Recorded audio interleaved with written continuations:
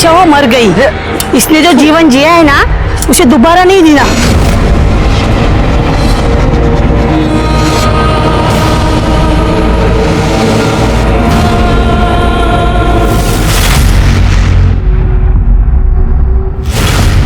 इंसान को जीते जी इज्जत मिले या ना मिले, लेकिन मरने के बाद उसके लाश को इज्जत जरूर मिलती है, फिर वो किसी जात का हो किसी धर्म का हो। रिजवाड़ा पुलिस स्टेशन में मेरी पोस्टिंग थी।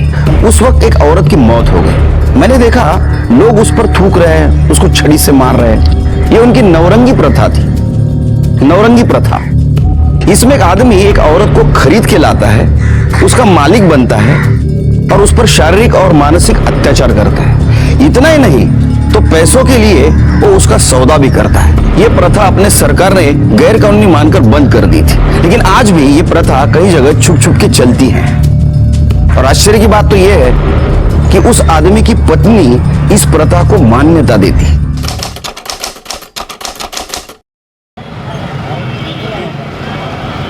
अरे खाना दे जल्दी। वो आंटे है ना, रोज का नाटक है। खाओ। अब खा पी कर उसके पास मत चल देना।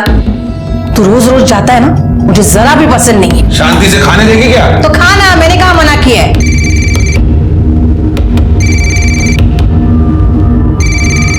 पायल, खाना खा ले, भूख नहीं है। बाबा बाबा बाबा मला भूक लागली आहे। आले। बाबा क्या है, क्यों चिल्ला रही है? भूख लगी थी। तो माँ बेटी के पेट में क्या आग लगी पड़ी रहती है, चैन से खाने भी नहीं देते। माँ बेटी ने नाक में दम करके रखा है। तुम उसे मना क्यों नहीं करते? जब देखो बाबा बाबा बाबा करती रहती है। पड़ोसियों को पता चल जाएगा ना तो पता नहीं क्या होगा। कभी मुझे चैन से खाने ही नहीं मिलेगा।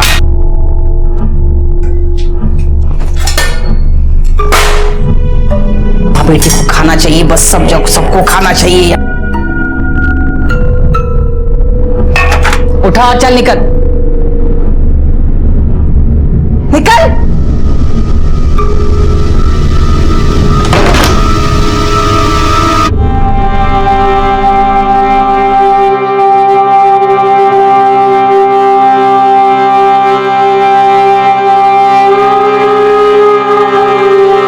बहुत भूख लगी थी ना तुझे?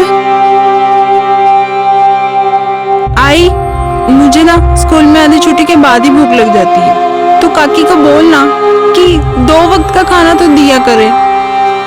तू ना कल से स्कूल में थोड़े से पैसे लेके जाना, तो वहीं पर कुछ खा लेना। आई, बाबा तुझे सिर्फ 400 रुपए देते हैं, उसमें से तुम मुझे क्या देगी?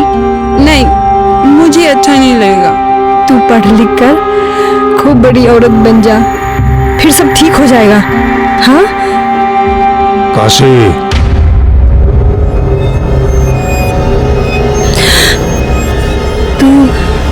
तू बाहर जाके खा और अपना बस्ता भी ले जा, बाहर ही बैठकर पढ़ लेना। ये भी ले जा, जा।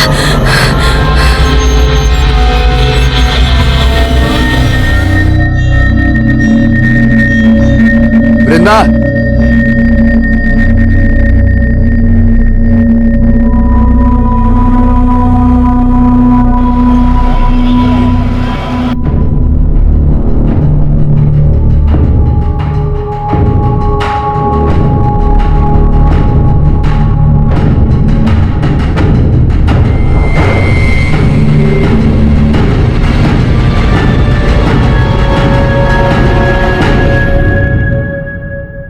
देख रहा है उसे?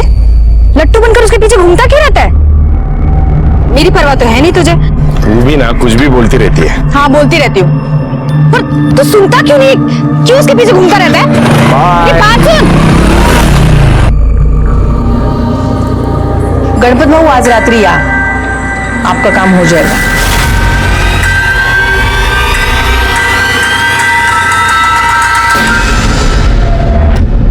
तुम यहाँ क्या कर रहे हो? क्या कर रहे हो तुम यहाँ पे? जाओ यहाँ से, जाओ, छोड़ो मुझे, छोड़ो, छोड़ो। आई, देखो ना, ये मेरे साथ समझने करने की कोशिश कर रहा है। आई, देखो ना इसे। आई,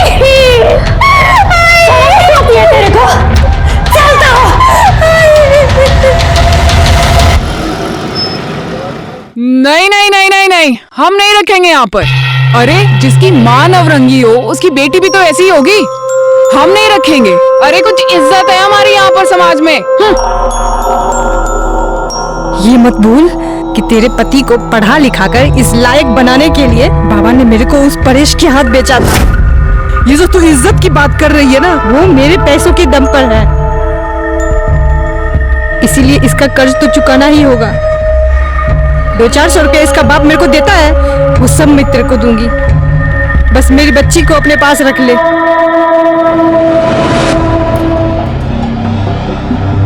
सुमन,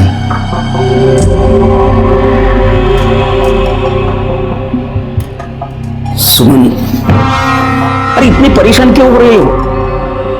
देखो, मैं वृंदा को नीलिमा के एनजीओ में डाल दूंगा, ठीक है?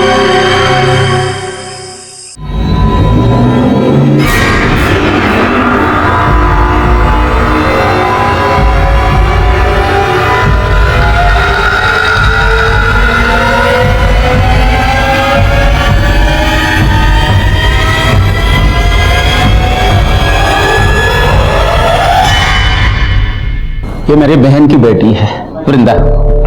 ये इसके सर्टिफिकेट्स दिखाइए। बहुत गरीब लोग हैं ये। कभी कभी मुझे ऐसा लगता है कि भगवान इनकी किस्मत लिखना ही भूल गया।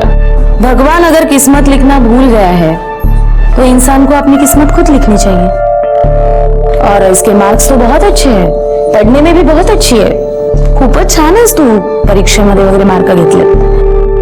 डोंट वरी, अगर खुद मेहनत करेगी ना तो अपनी किस्मत खुद बना लेगी।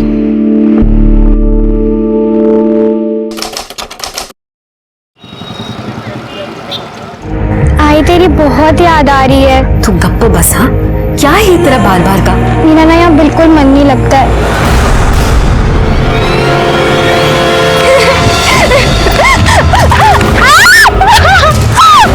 नहीं, मुझे छोड़ दो प्लीज, मुझे मत मारो प्लीज, मुझे छोड़ दो।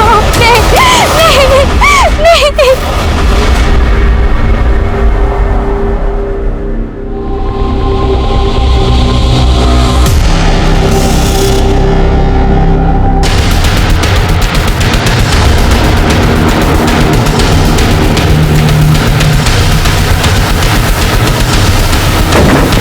आइए सर।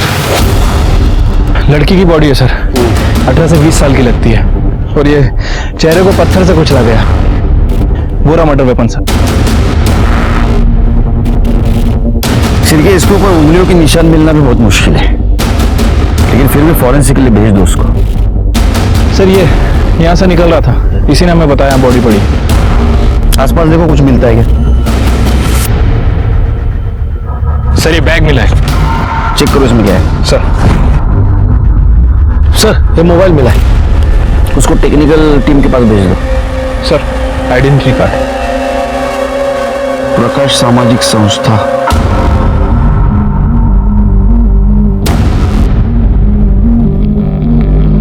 एक्सक्यूज मी,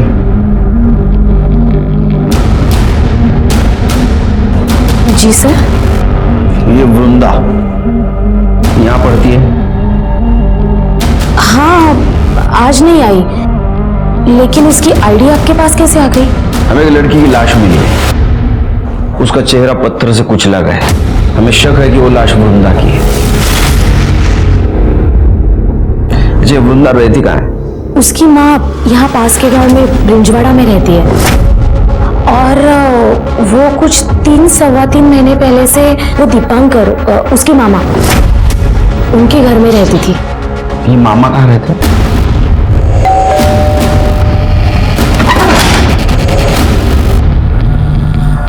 आप लोग?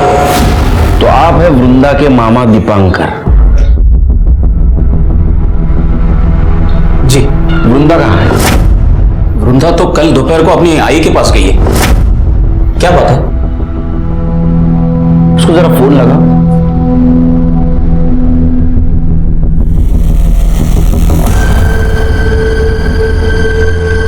लगने का।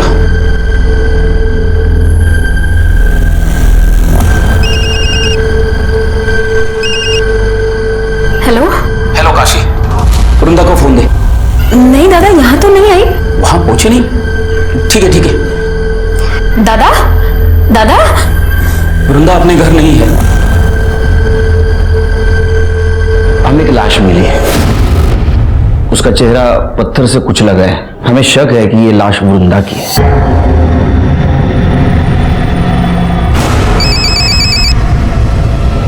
हाँ बोल काशी। दादा आपने फोन क्यों काटा? क्या हुआ? कहाँ गई वृंदा? काशी तू अभी इसी वक्त यहाँ चलिए। पहचान सकते हो? इसके हाथ पे कुछ लिखा हुआ है।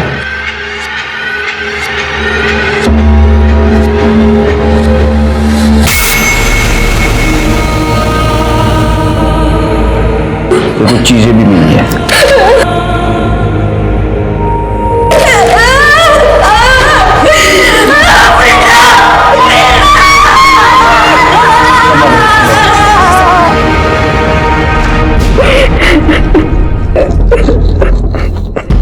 वो कल दोपहर में ही घर से निकल गई थी। कहाँ जा रही है? आई ने बुलाया, घर जा रही हूँ। गांव पास में ही था तो मुझे लगा कि वो चली जाए। तो आपने जानने की कोशिश नहीं की कि घर पहुंची या नहीं? काम के चक्कर में दिमाग से निकल गया। मुझे ज्यादा कुछ पता नहीं है, पर कुछ दिनों से वो बहुत परेशान लग रही थी। Page number 22-23, the 8th path. Vrinda, Vrinda, अरे कहाँ है नाम तुम्हारा? क्या कर रही है तू? क्या वृंदा, तू पहले ऐसे कभी नहीं करती थी। हाँ, पढ़ाई में ध्यान दे। क्यों परेशान थी वो? घर में कुछ पंगा था? नहीं नहीं इंस्पेक्टर साहब, शायद उसे अपनी माँ की याद आई होगी। नीलम जी, आज आप इसे अपने एनजीओ में लेके जाइए। एक मिनट, ये आपकी सगी बहन है ना? फिर इसको एनजीओ क्यों भेजना चाहते हैं आप? मेरी पत्नी के साथ इसका जमता नहीं। चल चल काशी, मेरी चल। बच्ची।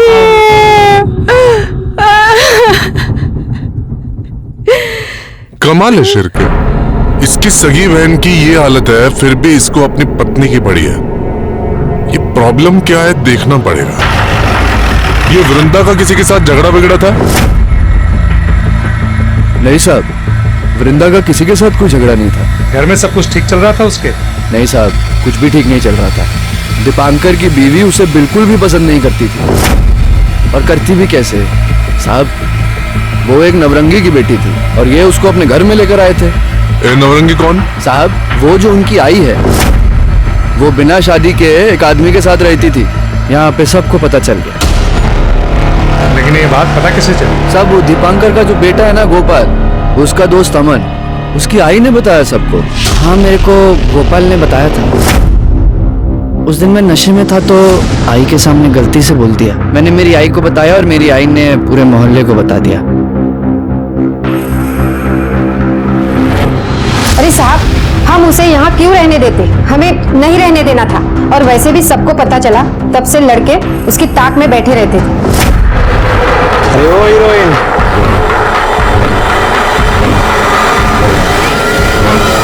शिरके हो सकता है इसी वजह से परेशान होकर लड़की घर जाना चाहती हो।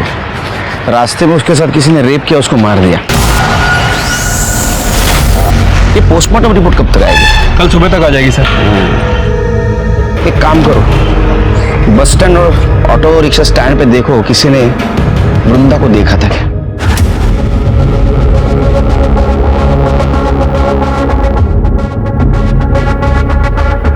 इस लड़की को देखा है आपने? हाँ साहब, इसको देखा है मैंने। कल 1 बजे के करीब बिजवाड़ा पर उतरी थी। अकेली थी या फिर किसी के साथ में थी? साहब, जब भी मैंने उसको देखा था तभी वो अकेली ही थी।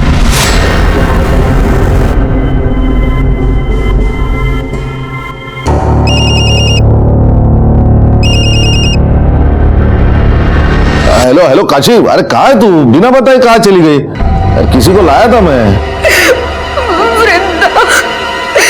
वृंदा को कोई मार दिया।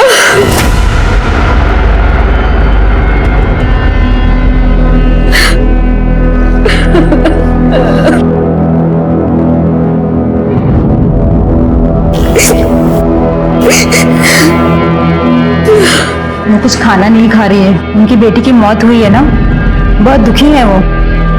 इनकी जिंदगी तो मौत से भी भयानक होती है। अच्छा हुआ वृंदा मर गई। हाँ यस यस, पहुंच लो आपका, पहुंच लो जस्ट यस। हाँ याद तो आती है तुम्हारी बहुत। ठीक है, ठेहो तो फोन। सर सर, आप ठीक है ना? हाँ ठीक हूं। श्री, कभी कभी लगता है मैं बहुत खुशनसीब हूं। एक छोटा परिवार है जो हरदम मेरे पीछे खड़ा है, लेकिन कभी कभी सोच कर डर लगता है इस परिवार के साथ कुछ अनहोनी न हो जाए। क्या करें सर, हमारा काम ही ऐसा है। वैसे मैं समझ गया, आप वृंदा की वजह से परेशान हैं। देखो श्री, एक लड़की अपने परिवार से मिलने के लिए निकलती है और रास्ते में उसके साथ, अच्छा उसकी पीएम रिपोर्ट आई? हाँ सर, ये वृंदा की पीएम रिपोर्ट। सर रिपोर्ट के हिसाब से उसकी मौत स्कल फ्रैक्चर होने की वजह से हुई है। वृंदा के साथ रेप तो नहीं किया गया था और मौत तकरीबन 12 बजे से 3 बजे के बीच हुई है। लेकिन सर एक चौंकाने वाली बात है, वृंदा 3 महीने प्रेग्नेंट थी। क्या? वो प्रेग्नेंट थी? हाँ सर, वैसे मैंने आसपास पता भी किया है। एक बस ड्राइवर ने बताया कि उसने वृंदा को तकरीबन 1 बजे के आसपास ब्रिंजवाड़ा छोड़ा था और उसका कहना है कि उस वक्त वो अकेली थी। ब्रिंजवाड़ा? लेकिन श्री, उसकी लाश तो हमें ब्रिंजवाड़ा और सातारा के बीच में मिली। हाँ सर, मैंने वृंदा के कॉल रिकॉर्ड्स भी चेक किए थे। कॉल रिकॉर्ड के हिसाब से वो अपने गांव गई और वहां से लौटकर सतारा वापस आ रही थी, तभी किसी ने उसका मर्डर कर दिया। और सर इसी दौरान उसके फोन पर किसी राहुल का कॉल आ रहा था। हो सकता है उसका बॉयफ्रेंड हो सकता है सर। एक काम करो, काशी को बुलाओ। ये राहुल कौन है? मेरे मालिक परेश का बेटा। मालिक? लेकिन हमें तो पता चला है कि वो आपके, खैर आपको पता है ना ये नवरंगी प्रथा बंद हो चुकी है। आप उनके खिलाफ कंप्लेंट कर दो, उनको अंदर कर दूंगा मैं। नहीं साहब, मेरे नसीब में जो लिखा है वो तो होना ही है। आप मेरी बच्ची को न्याय दिला दीजिए। आपकी बच्ची गांव आई थी, आपकी बात हुई थी उससे? फोन आया था उसका। भाई मुझे बस तुझसे एक बार मिलना है। पर मैंने ही उसको आने से रोक दिया। आपने मना किया फिर भी उधर आई। वहां से वो सातारा की तरफ आई और सातारा से आते आते उसके साथ ये सब कुछ हुआ।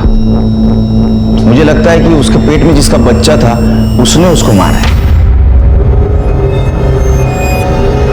नहीं साहब, मेरी बच्ची तो खुद ही बच्ची थी, माँ के साथ बन सकती।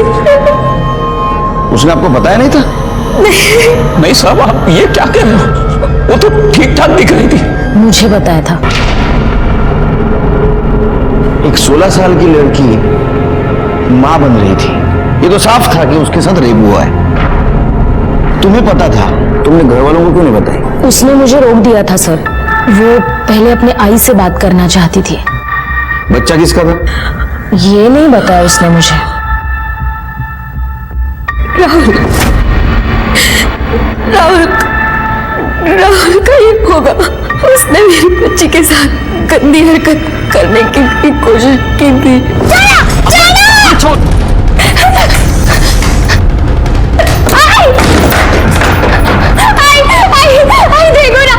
मेरा बदतमीजी करने की कोशिश कर रहा है। तेरे को चलता हो, बहन है तेरी। मेरी कोई बहन में नहीं है, समझी ना? तू तो खुद पता नहीं कितने मर्दों के साथ जाके सोती है। शी, न जाने किसकी बेटी है। और सुन, मेरे बाप के सर पे अपना ये पाप मत डालना, समझी ना? जवान लड़की को ऐसे खुला छोड़ेगी ना तो यही होगा। उसके बाद मैं उसको उसकी मामा के घर ले आई। हो सकता है राहुल ने उसका रेप किया हो।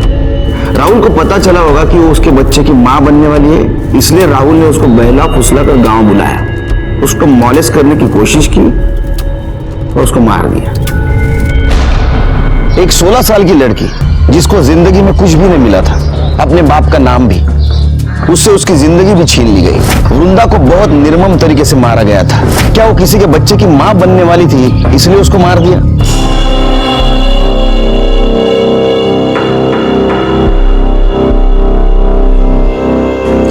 रही थी? मैं क्या बोलूं, उसकी बेटी मरी है। तो अब क्या वही रहेगी वो? तुमने उसे पैसे देकर खरीद कर लाया है, देखो कहीं भाग भाग ना जाए। उसे बोलो ना कि तुम्हारे दोस्तों को जरूरत है उसकी, ऊपर के तो पैसे तो मिले मुझे। माझ्या आईशी जरा शांत रहा, आएगी, जरूर आएगी, थोड़ा धीरज तो रखो। पुलिस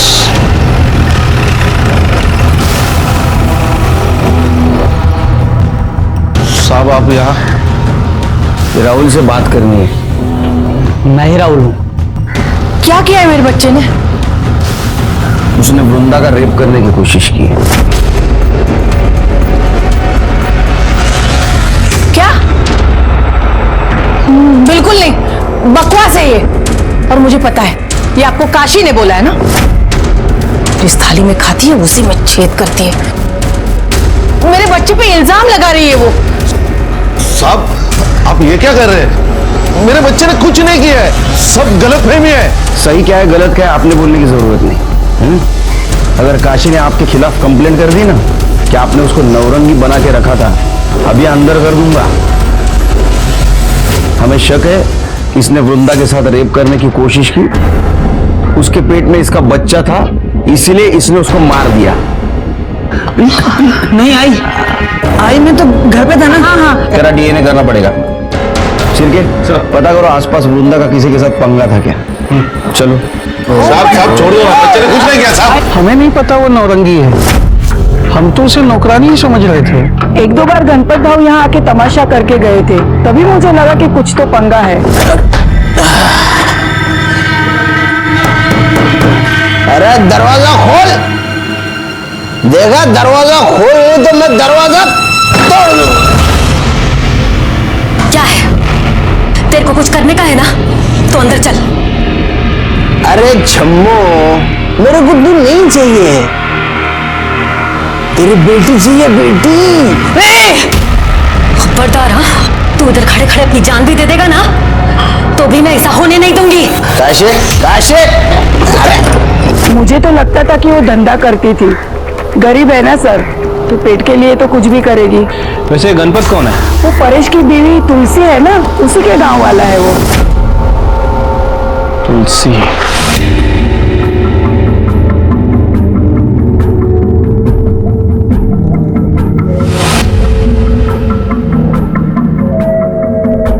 अनिल, अब तो वृंदा चली गई, अब तो किसके पीछे लट्टू बनकर घूमेगा? हाँ? देख मान जा, अब हमारे बीच कोई नहीं आएगा। अनिल, अनिल रुकना, अनिल, अनिल।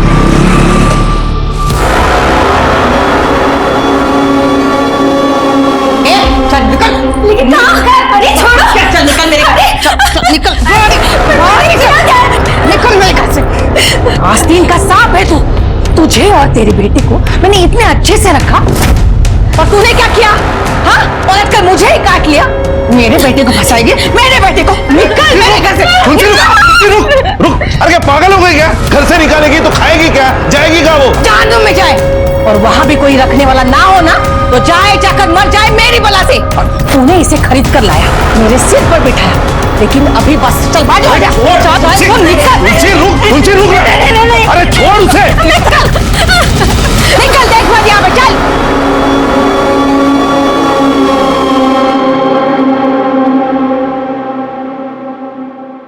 ठीक है साहब, चाहिए शक्कर आया ना बराबर? हाँ साहब। सर, ये राहुल के फोन रिकॉर्ड। सर, इनके हिसाब से राहुल गांव में ही था। मैंने आसपास पूछताछ की है। ये तुलसी का एक करीबी रिश्तेदार है, गणपत। पता चला है कि वो वृंदा में काफी इंटरेस्टेड था। बुलाओ उसको। ऐसा नहीं साहब कि मैं वृंदा के पीछे ही पड़ गया था, परेश ने मुझे मना किया तो मान गया था मैं। साला मेरा पैसा ले लिया तूने और लौटाने का नाम नहीं ले रहा है। 1 महीने का टाइम देता हूं तेरे को, लेकिन 1 महीने तक मैं ब्याज वसूल करता रहूंगा। मेरे को तेरे घर की नौरंगी चाहिए। भाऊ, वो नौरंगी नहीं है, काम करती है मेरे घर में। अरे चलना साले। वो कौन है, वो सखाराम और वो भागवत, उनको तो सब कुछ करने दिया तूने। और मेरे को नहीं बोलता है। क्यों? बहुत मोटा माल दिया क्या उन्होंने तेरे को? बाबू झूठ बोल रहे हो सब, ऐसा कुछ नहीं है। तुम्हें तुम्हारा पैसा टाइम पे मिलेगा। मैं काशी का सौदा नहीं करूंगा। काशी? काशी की बात कौन कर रहा है? फिर मैं तो उसकी बेटी की बात कर रहा हूँ, वृंदा। दिमाग खराब हो गया क्या ना तुम्हारा? तुम्हें तुम्हारा पैसा मिलेगा। मैं ऐसे गलत काम नहीं करता हूँ, निकलो यहाँ से। लेकिन परेश की बीवी ने मुझे फोन किया था, आपका काम हो जाएगा। उसने मुझे बुलाया इसीलिए मैं वहां गया था। आपको ये चाहिए थी ना? हाँ। जो चाहिए वो कीजिए। हाँ। लेकिन मेरे पति को थोड़ी सी मोहलत बढ़ा के दे दीजिए। दे दी। और ये उनको बोलेगा मत। नहीं भाई, नहीं बोलूंगा। हाँ। काशी, ए काशी, दरवाजा खोल।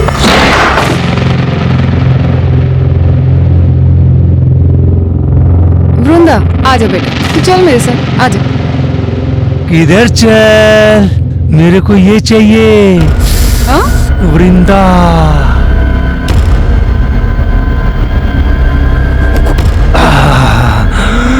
मेरी बेटी इस काम के लिए नहीं है, समझ नहीं आता तेरे को? पहले बता दिया कर। ऐ, हट। मेरे को ये चाहिए। गणपत बाबू, मैं क्या बोल रही हूँ, मेरी बात सुनिए आप। हम बाद में चाहिए मतलब चाहिए मेरे को। अरे अरे अरे, मुझे तो लगता है शिरके इसने रेप किया होगा। जब इसको पता चला इसके बच्चे की माँ बनने वाली है, इसने उसको मार दिया। अरे नहीं नहीं साहब, मैंने तो उसको छुआ भी नहीं। आप रेप की बात कर रहे हो, मैं कुछ कर ही नहीं पाया। कितना कमीना है रे तू। हाँ शिरके, इसका डीएनए करो, तब पता चलेगा इसने कुछ किया है नहीं किया है। साहब मैंने सच्ची कुछ नहीं किया, नहीं किया कुछ भी। तो आपने काशी का सौदा किया? हाँ, तो उसमें क्या हुआ? मतलब मेरे पति भी तो भेजते थे उसे अपने दोस्तों के पास जब उन्हें कोई काम आता था। तेरे को शर्म नहीं आई? हाँ? प्रथा के नाम पे एक औरत और बच्ची का शोषण करते हुए। माफ करो साहब, लेकिन सदियों से चलता आ रहा है, प्रथा है ये। मैंने कौन सी नई बात कर दी? प्रथा थी, इसको बंद किया गया था, लेकिन तेरे जैसे कुछ लालची लोगों ने पैसों के लिए इसको फिर से शुरू कर दिया। शर्म नहीं आती? कैसा है ना साहब, हर औरत अपनी किस्मत लेके आती। मेरी किस्मत अच्छी थी, मैं बीवी बन गई। वो अभागी थी, नौरंगी बन गई। कमाल है, एक औरत होकर दूसरे औरत के बारे में आपके मन में कोई भावना नहीं है। आपकी वजह से काशी और उसके बेटी को जानवर की जिंदगी जीनी पड़ी।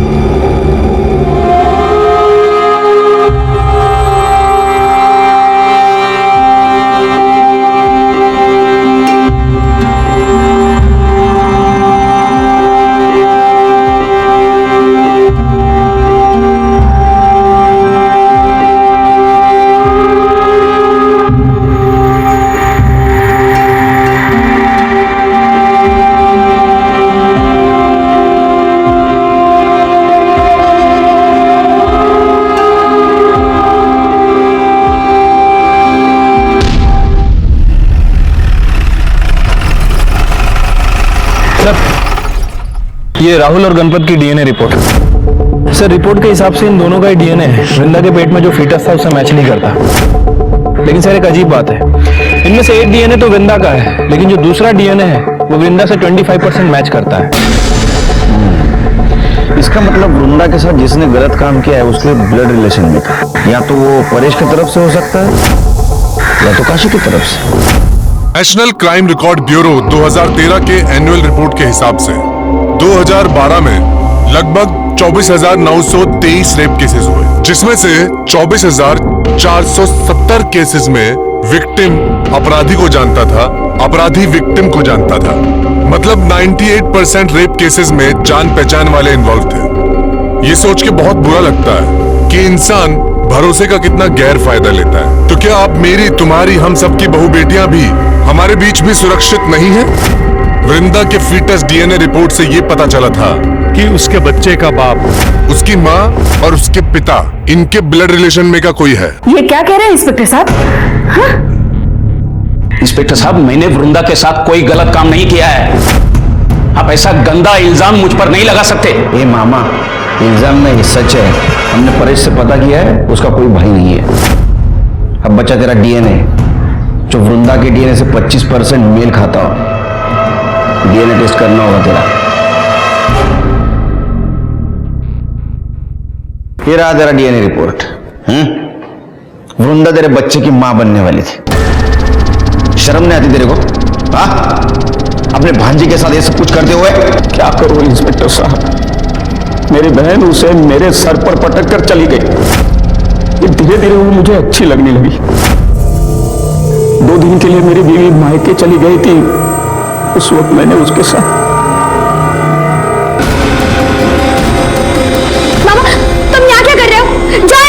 तेरी बहन ने तेरे ऊपर भरोसा करके अपने बेटी को तेरे पास सौंपा और तूने उसका भरोसा तोड़ दिया। क्या करूं इंस्पेक्टर साहब, मेरे दिमाग में भी कूड़ा भरा था कि वो एक नौरंगी की बेटी है। आज नहीं तो कल कोई तो उसके साथ ये सब कुछ करता ही था। पूरा मोहल्ला उसके पीछे लगा था। मेरा दिमाग खराब हो गया और मैंने ही उसके साथ ये सब। लायक, वो तुम्हारे बच्चे की मां बनने वाली थी इसलिए तुमने उसको मार दिया।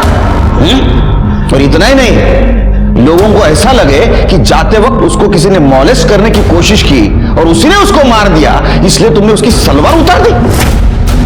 नहीं इंस्पेक्टर साहब, मैंने मेरे भांजी के साथ गलत काम किया, लेकिन मैंने उसे नहीं मारा।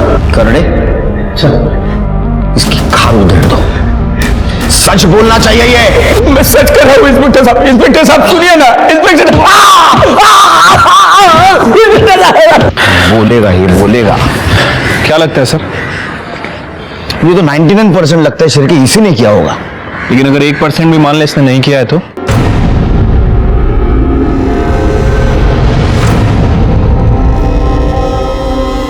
अनिल, प्यार करती हूँ तुझसे। ये देख सबूत, अपनी खून से लिखा है।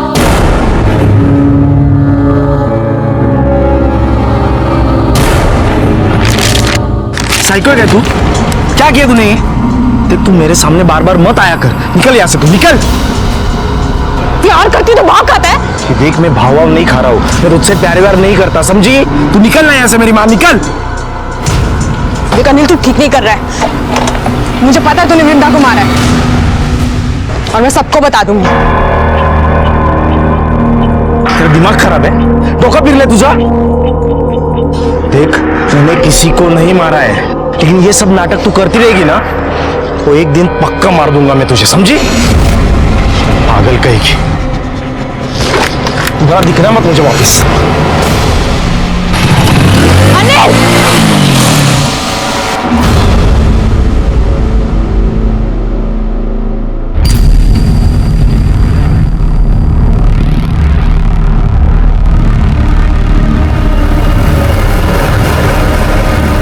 काकी, आपको जानना है ना कि आपकी बेटी को किसने मारा? किसने? सर, वो दीपांकर बार बार यही कह रहा है कि उसने वृंदा का रेप किया लेकिन मर्डर नहीं किया। शिरके, यहाँ अलग अलग पीसीओ से रैंडम कॉल आए हैं, पर पीसीओ एक ही एरिया के है। हो सकता है कि वृंदा की माँ से कॉल कर रही हो। तो पीसीओ से क्यों कॉल करेगी? उसके पास मोबाइल है। हो सकता है उसका बॉयफ्रेंड कॉल कर रहा हो। वृंदा उसका कॉल बार बार काट रही थी, इसलिए शायद वो अलग अलग पीसीओ से उसको बार बार फोन कर रहा था।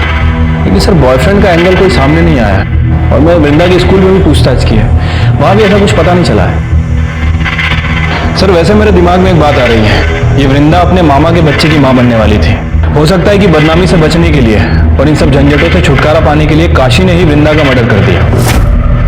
ये बात तो मेरे भी दिमाग में आई, लेकिन फिर मैंने ऐसे सोचा काशी ने वृंदा को मारा होगा, लेकिन वो उसकी सलवार क्यों उतारेगी? नहीं, एक मां अपने बच्चे के साथ ऐसा क्यों करेगी? एक मिनट सर। हेलो, क्या? अच्छा वो मर गई, इसलिए जो जीवन जिया है ना उसे दोबारा नहीं जीना।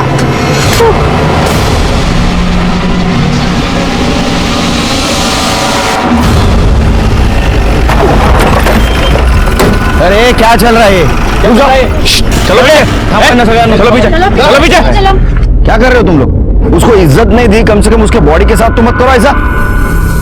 ये सब कुछ तुम्हारे सामने हो रहा है, तुम चुप बैठे हो। सर ये इन गांव वालों की प्रथा है, इसीलिए मैंने आपको फोन किया था।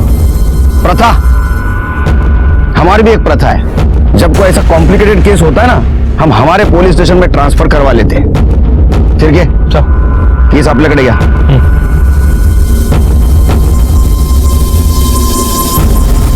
शायद उसको गला दबा के मारा है, गले पे स्ट्रगल के निशान है। बॉडी पोस्टमार्टम को भेज दो।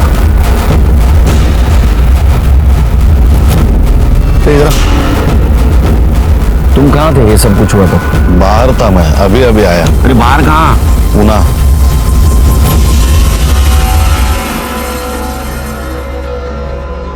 मेरा दिल बार बार कह रहा था कि वृंदा का मर्डर काशी ने नहीं किया है, और ये बात साफ भी हो चुकी थी क्योंकि अभी काशी का भी मर्डर हो चुका था। हमारे सामने सबसे बड़ा सवाल था कि वृंदा और काशी को किसने मारा।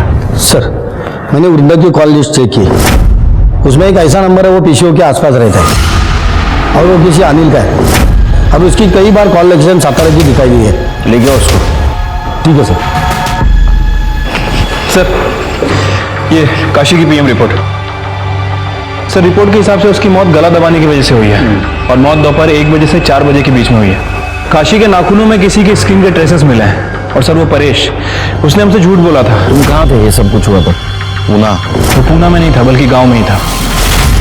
नहीं, मतलब मैंने झूठ बोला था, डर गया था मैं, लेकिन मैंने काशी को नहीं मारा। चिरके, पूरे फैमिली की डीएनए टेस्ट करवा और काशी के नाखूनों में मिले हुए स्किन ट्रेसेस से मैच करो। अरेस्ट करो इनको।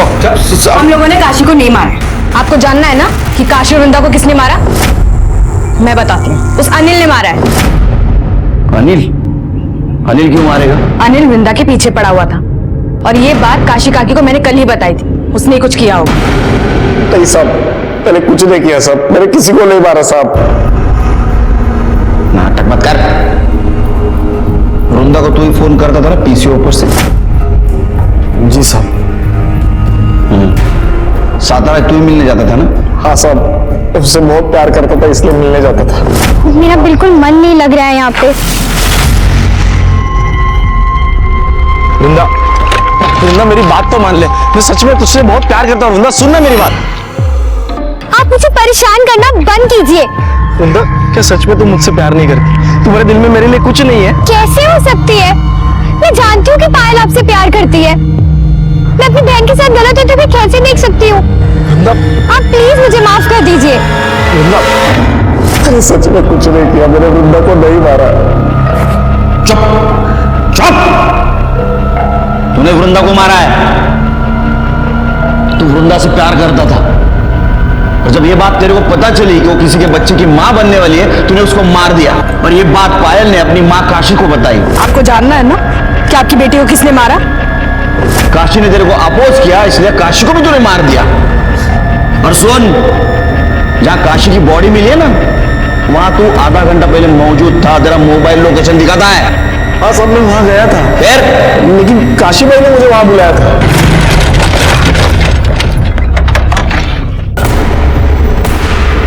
काशी, काशी, काशी भाई।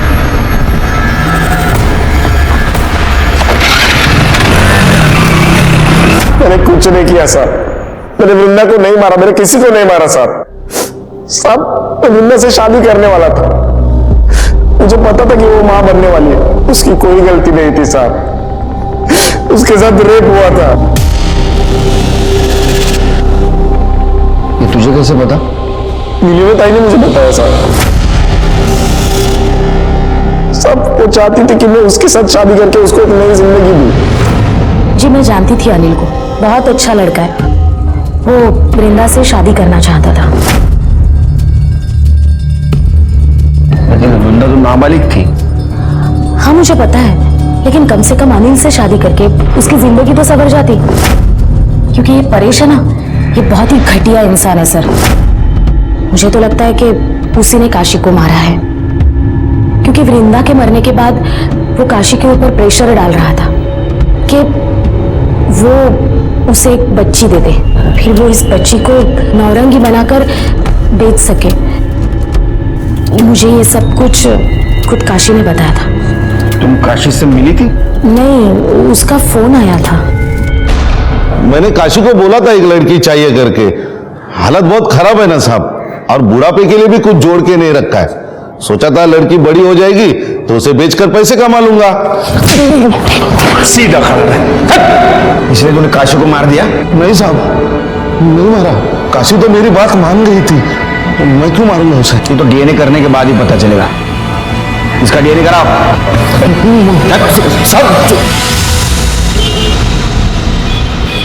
सर, काशी के नाखून में जो स्क्रीन के ट्रेसेस मिले हैं वो ना तो तुलसी से मैच करते और ना ही राहुल से। फिर खून किसने किया?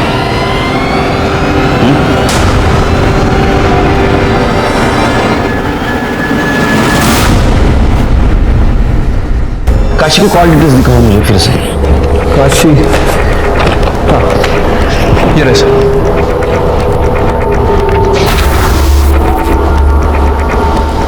क्या हो सर? 8:30। नीलिमा जी, यस सर। आपने बताया परेश काशी से बच्चा चाहता था। जी सर, बताया तो था। तो काशी ने आपको फोन करके बताया था या मिल के बताया था? नहीं, उसका फोन आया था। काशी का? हाँ। दाखवा। एक काशी की कॉल डिटेल्स। इसमें कहीं पे भी आपका नंबर नहीं है। लैंडलाइन से फोन आया होगा, पीसीओ का नंबर रहेगा शायद। ये आपकी कॉल डिटेल्स। कहीं पे भी किसी गांव का पीसीओ का नंबर नहीं है। ठीक है? इनफैक्ट जब काशी मरी उस वक्त आप उसके गांव में थी। जब वृंदा की मौत हुई उस वक्त भी आप वृंदा के गांव थी। आप वृंदा की लाश के पास करीबन आधा घंटा थे और उसके बाद में आप अपने गांव गई। तो और क्या करती मैं? मेरी अपनी बेटी को अगवा करके बेच दिया गया था, और जब वो मुझे मिली तो उसे नौरंगी बना दिया गया था। गंदी सी बीमारी में वो घुट घुट के मरी है। वही सब मैं वृंदा के साथ होने देती, उसके होने वाले बच्चे के साथ भी होने देती? नहीं। जब मुझे पता चला कि वृंदा मां बनने वाली है तो मैंने उसे समझाया था। छोड़िए मेरा हाथ, यहाँ क्यों लेके आई आप मुझे? समझाने। अनिल से शादी कर ले, तू समझना, तेरे बच्चे को वो नाम देगा। उससे शादी कैसे कर सकती हूँ?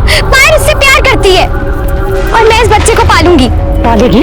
अरे तुम लोगों को ना समझा के भी कुछ फायदा नहीं है। एक के बाद एक सब लोग ना तुम नौरंगी पैदा ही करने वाले हो।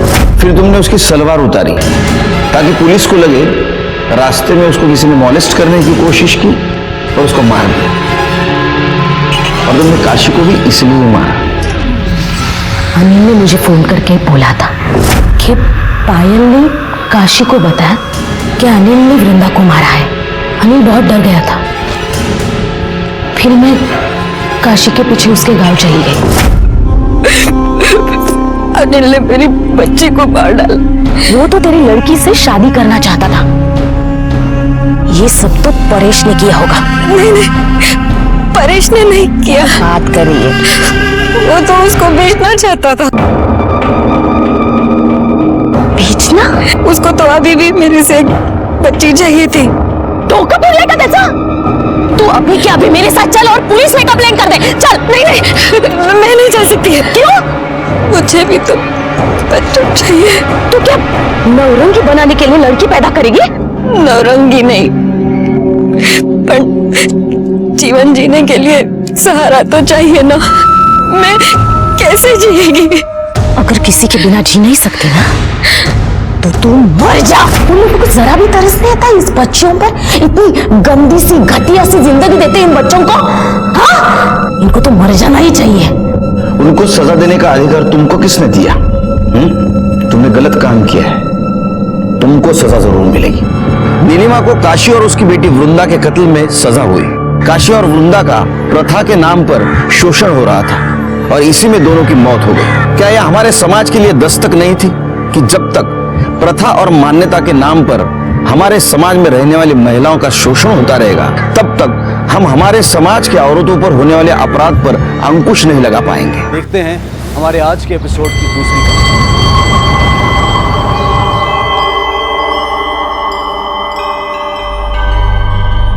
जय श्री कृष्ण, जय श्री जय श्री कृष्ण बाबू। Hello hello hello. ओहो, ये घड़ी है, घड़ियाल नहीं जिसमें नजरे गड़ाए बैठे। चैन से नाश्ता तो कर लो ना तुम्हें। बाबूजी, ये ऑटो वाला तो गयो।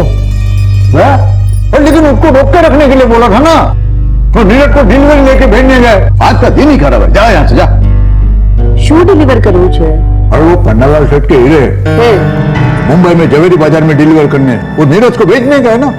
अरे हाँ, उसका वो रिसिप्ट है ना, फटाफट साइन कर दो। हाँ भले आपो। हेलो। पर હું શું કહું છું, इतना खून जलाने की क्या जरूरत है? हीरे की डिलीवरी है ना, ये तो काले पण થઈ જશે ને। ना ना बाबा, आंगड़िया के धंधे का एक उसूल है, वो भरोसा और ईमानदारी से चलता है। आज का डिलीवरी का बोला है ना, तो अपने उसूल के हिसाब से आज ही डिलीवरी होना मांगता है। તમે ને તમારા ઉसूल। राहुल कल खत्म हो गया, ला जल्दी। अरे पर फ्रूट तो खाई लेजो ना। और बाद में अभी कुछ ढोकला तो खाई लो। अरे नहीं नहीं नहीं, अभी वो डिलीवरी करने जाना है, बोला ना तुमको। अभी राहुल काल के पीछे इतना टाइम गया ना, फटाफट ऑटो पकड़ के मैं पहुंच जाता हूँ। डिलीवरी देना है। हाँ हाँ जोयू, एक पण ऑटो नथी। लगता है आज कांति भाई के सारे उसूल टूटने वाले हैं। ए रामा, તમે પણ ना ना मजाक करूँ छे। काका, कहीं जा रहे हो? हाँ हाँ, अरे आ भी गया, एकदम भरा मानस आ भी गया टाइम में ऊपर। खबर से चलो आओ जाओ। जय श्री कृष्ण। जय श्री कृष्ण। आओ जाओ। मम्मी जी, हाँ, मैं इनको दुकान पे टिफिन दे के आती हूँ। चाबी लेके जाना, मैं सत्संग के लिए जा रही हूँ, इधर बहुत सारा काम है। जी हाँ, जय श्री कृष्ण। जय श्री कृष्ण।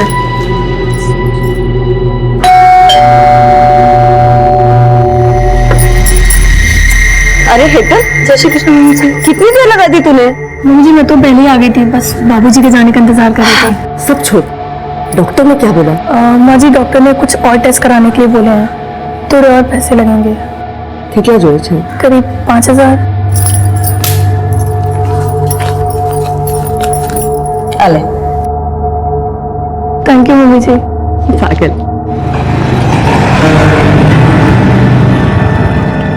बस बस बस, बहुत बहुत धन्यवाद। भले भले, चलो आओ जाओ काका, મળીએ। हेलो, पहुंची गया? हाँ पहुंच गया। हाँ नीरज हमें निकली जैसे 2 वागे की ट्रेन से। जय कृष्ण हार्दिक। जय श्री कृष्ण काका। जय कृष्ण। जय श्री कृष्ण।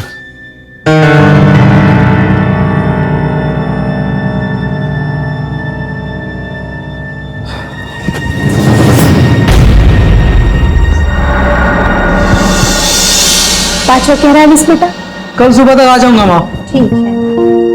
नीरज भाई, मेरे लिए ना डॉल लाना, उसके कपड़े भी लाना। अच्छा, और ये क्यों रो रहा है? उसको गन चाहिए। ठीक है, सब ले आऊंगा। चलो मुझे अभी बहुत लेट हो रहा है, मैं निकल। बेटा संभाळीने जजे। जय श्री कृष्ण काका। जय श्री कृष्ण। जय श्री कृष्ण बाबूजी। जय श्री कृष्ण। तू क्या कर रही है यहाँ? मेरे कॉलेज वाले ना पिकनिक पर जा रहे हैं, तो मुझे कुछ पैसे चाहिए थे। तेरे कॉलेज वालों को सिर्फ पिकनिक करने का मूड रहता है क्या? कभी पढ़ाते नहीं है? आप पकड़। हाले। हार्दिक भाई जय श्री कृष्ण। धवल काका जय श्री कृष्ण। बाबूजी जय श्री कृष्ण। हाय। जय श्री कृष्ण। अच्छा बाबूजी, हाँ आओ जो। नीरज कितना लेट हो गया तू? सॉरी बाबूजी। वो पिछली डिलीवरी का क्या हो गया? हो गया? क्या होना है? हो गई। ये लो बाबूजी, आप हमेशा कहते हो धंधा भरोसे का है, फिर ये नोट को आधा फाड़ कर उन्हें क्यों देते हैं? आपको मुझ पर भरोसा नहीं है? भरोसा तो बहुत है, समझा, लेकिन अपना ये आंगड़िया का बिजनेस है ना, उसके कुछ नियम है। अभी तेरे लिए मैं नियम बदलूंगा ना, तो बाकी लोगों को बुरा लगेगा। ये ले, ये कट किए हुए पॉलिश किए हुए हीरे, इसको जवेरी बाजार में डिलीवरी कर देना और ताबड़तोड़ फोन करना मुझे। फोन नहीं किया तो तेरे गाल खुरबुरा रहेगा मेरा चाटा खाने को। आप पकड़ रसीद। आप मेरे बाबा समान हो, जितना चाहे मार सकते हो, पर सोचो अगर जाते थे मेरा एक्सीडेंट हो गया तो? चुप चुप बोल। देख, मेरे पास 3 लोग हैं, धवल भाई, हार्दिक और तू, जिनके ऊपर आग बंद करके विश्वास करता हूं मैं। ये अपना आंगड़िया का धंधा जो है ना, ये बाएं हाथ में क्या है दाएं हाथ को मालूम नहीं पड़ता। ऐसे अभी तू जो डिलीवरी लेके जा रहा है ना, वो पार्टी को मालूम नहीं कौन उसका माल लेके आ रहा है, कैसे आ रहा है मुंबई, समझा? चल अब निकल जल्दी, वो बाहर ऑटो खड़ा है, वो रेलवे स्टेशन छोड़ देगा तुझे। आता बाबूजी। आओ जय श्री कृष्ण। संभल के जाना।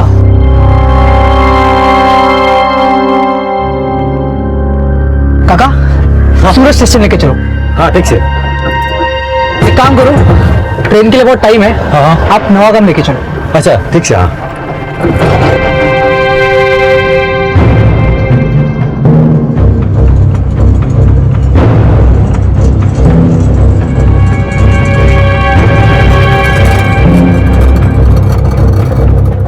अब रुको जरा, मैं आता हूँ। हाँ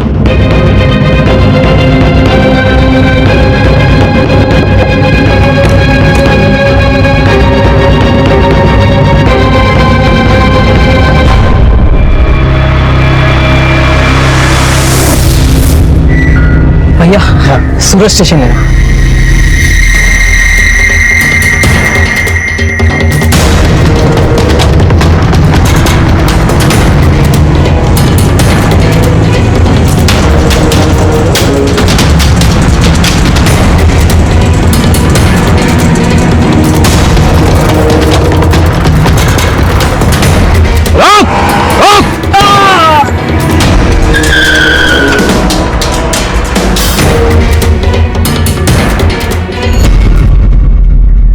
भरोसा एक छोटा सा शब्द है, पर इस छोटे से शब्द पर पूरी जिंदगी टिकी हुई है। जब किसी का भरोसा डगमगाता है तो उसकी पूरी दुनिया हिल जाती है। नमस्कार, मैं सीनियर इंस्पेक्टर संजय बरोत और स्वागत है आपका क्राइम पेट्रोल दस्तक में। कांति सेठ एक आंगड़िया था, उसका पूरा धंधा भरोसे पर टिका हुआ था। लेकिन नीरज की हत्या से यह साफ हो गया कि कोई उन्हें धोखा देने की कोशिश कर रहा था, या फिर कोई और ही था जो यह खेल खेल रहा था।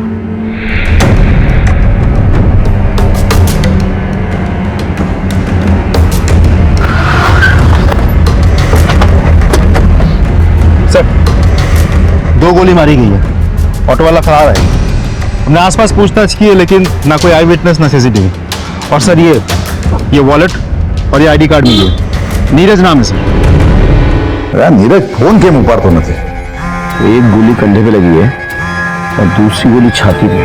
राइट सर, इसका मतलब हमला करने वाला इसे जान से ही मारना चाहता था। किसका फोन बज रहा है? अच्छा करो इधर। हाँ स्पीकर पे डाल। हाँ नीरज, अरे क्या छे तू, फोन क्यों नहीं उठा रहा है? हेलो, कौन बोल रहे हैं? तुम्हें कौन? मैं सीनियर इंस्पेक्टर संजय बरोत बोल रहा हूं। देखिए मैं नीरज का सेठ बोल रहा हूँ। वो मेरे पास आंगड़िया में काम करता है। वो डिलीवरी के लिए लेकर निकला है मुंबई के लिए। अभी किधर है वो? आई एम सॉरी, उसका खून हो चुका है। खून? नीरज किसके साथ निकला था? अकेले निकला था साहब, रिक्शा लेके। ठीक है, आप एक काम कीजिए, आप भगवती नगर पुलिस स्टेशन आ जाइए फौरन।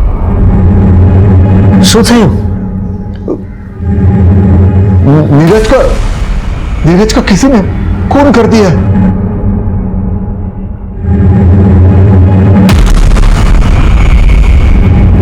अजय सर, आगे सीसीटीवी चेक करो और जरा लोगों से पूछताछ करो। और इस ऑटो का जो रजिस्ट्रेशन नंबर है ना, उसके डिटेल्स निकालो, पता करो इसका मालिक कौन है और चलाने वाला कौन है। सर चलो पांड्या देखो आसपास। सर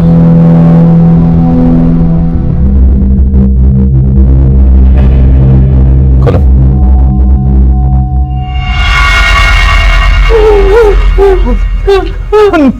नीरज नीरज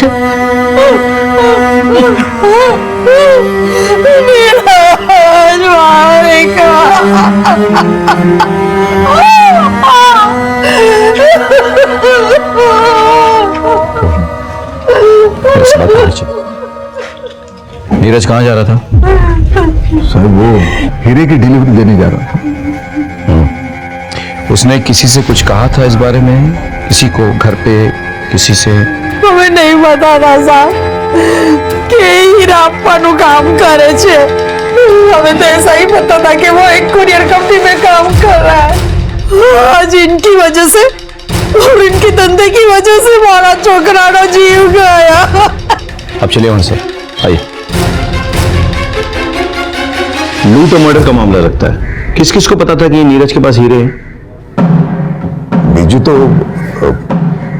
મારા બે ખાસ આદમી છે, ધવલ અને હાર્દિક, અને મારી પત્ની રમા. ગાડિયાનો બિઝનેસ છે वो तो उसी के नाम से चलता है, तो उसको तो सब पता रहता है। और कोई नहीं।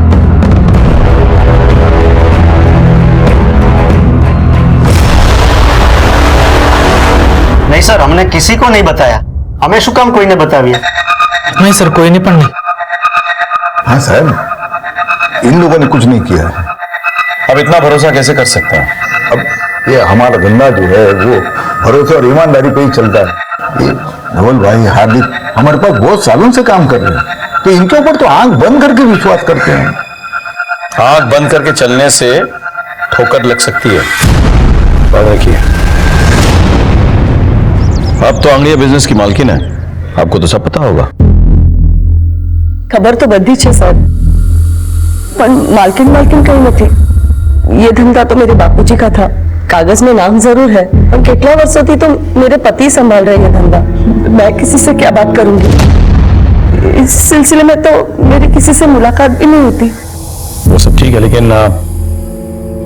जो कोई भी है उसने फील्डिंग बहुत अच्छी की है।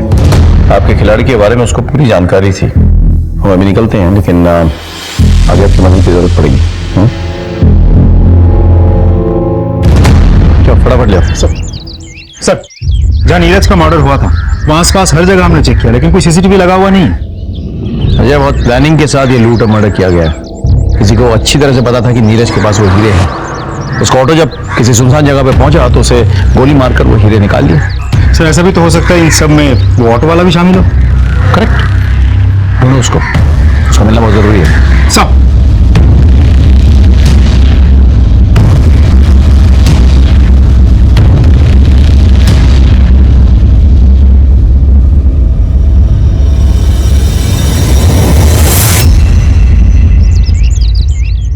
ऐसे पैसे का क्या मोल जो किसी की जान नहीं बचा सकता। हमें बस इसके बाद आप अंगड़िया का धंधा नहीं करेंगे। रमा, શું વાત કરો છો? रमा, अंगड़िया मेरे लिए सिर्फ काम नहीं है, ये विरासत है। तो याद है ना, तुम्हारे पिताजी ने मरते वक्त मेरे से कसम ली थी कि उनके धंधे को मैं ईमानदारी से बढ़ाऊंगा। वो बढ़ाया मैंने। अरे पर थोड़ा बातें जाननी जोखिम कर सो तब आपका एक भी बेटा इस गांव को आगे नहीं बढ़ाने वाला। बेटे नहीं आने वाले तो अब हमारी શું गलती है?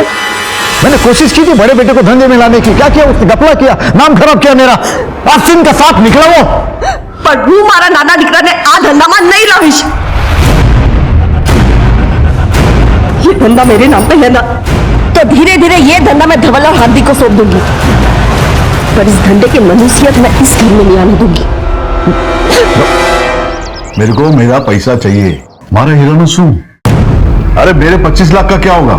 शर्म नहीं आती 15 लाख से पैसा मांगते हुए? तुम्हारे हीरो के चक्कर में मेरा आदमी मारा गया। मेरे को मेरा पैसा चाहिए किसी भी तरह से, नहीं तो उसके बाद में जो होगा मेरी कोई जवाबदारी नहीं होगी।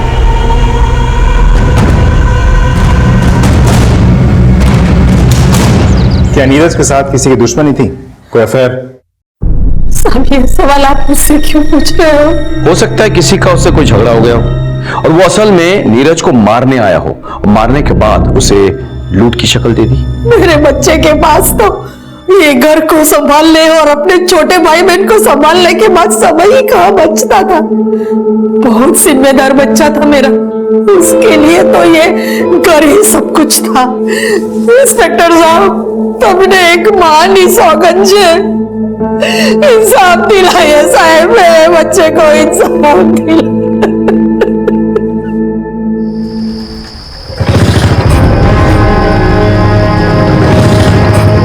कौन है तुम लोग?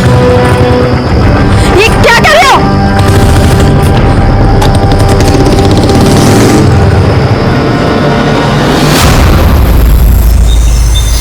सर, जिस ऑटो में नीरज जा रहा था उसके ड्राइवर के बारे में पता चल गया है। वो अपने एक रिश्तेदार के घर में छुपा हुआ है।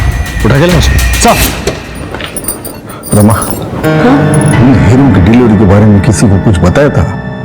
वैसे तो किसी के साथ बात नहीं की। याद करो। हाँ, इधर से हेतल आवेले घरे में, शायद मुझसे कुछ निकल गया होगा। आज तो इतना परेशान थे, एक अर्जेंट डिलीवरी थी उनकी। श्रीनाथ जी, तो तुम शामिल थे इन सब में? हाँ साहब मैं काहे नहीं कोई साहब, वो तुमने साचे साचो कहूँ साहब। उस दिन एक लड़का मेरे ऑटो में बैठा।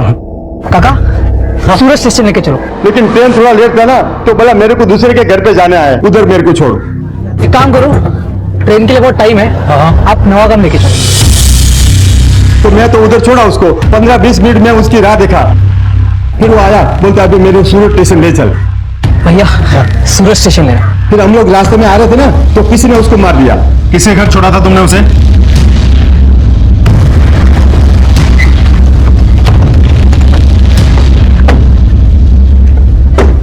और नीरज को जानती हैं? हाँ जी सर, बचपन से जानते हैं एक दूसरे को हम। वो कल आपसे मिलने आया था। आया था सर। उसकी बदकिस्मती थी कि मुझसे मिलकर जाने के बाद किसी ने उसकी जान ले ली। काश कि वो यहाँ ना आया होता, सीधा स्टेशन चला जाता तो बच जाता सर। वो क्यों मिलने आया था कल आपसे? सर वो मुंबई जा रहा था, मेरा मायका भी मुंबई में ही है, तो बस पूछने आया था कि घर वालों के लिए कुछ सामान लेकर जाना है या वहां से कुछ लाना है। कांति सेठ को जानती हैं आप? वो मेरे ससुर जी है, मैं उनकी बड़ी बहू हूँ।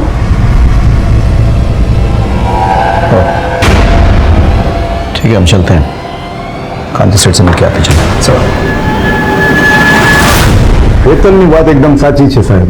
नीरज अपने परिवार के साथ हेतल के पड़ोस में रहता था। उन दोनों में एकदम भाई बहन का रिश्ता था। तो आप कह रहे हैं कि हेतल का इन सब से कोई लेना देना नहीं है? साहब ऐसा नहीं है, हो भी सकता है। कैसे? हेतल का पति मेरा बेटा कल्पेश है। आप अपने बड़े बेटे कल्पेश पर खून का इल्जाम लगा रहे हैं, कोई खास वजह? सुखी तू? पापा मैं सारा कैश लेकर जा रहा था और रास्ते में मुझे गुंडे ने पकड़ लिया। मैंने बहु मारी पापा, और सारा पैसा भी लेकर गया वो। मुझे तो कल्पेश की बात पे बिल्कुल विश्वास नहीं था, और फिर एक दिन मैंने उसको जुआ खेलते हुए पकड़ा।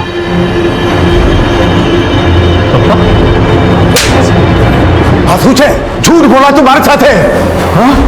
हाँ पैसा भाड़ा मेहनत ना पैसा छे, अपना धंधा ना पैसा छे, और अपना धंधा भरोसे पे चलता है। लोगों का भरोसा तोड़ के बाप का नाम मिट्टी में मिलाना चाहता है तू। आज से तारा हमारा रिश्ता खत्म।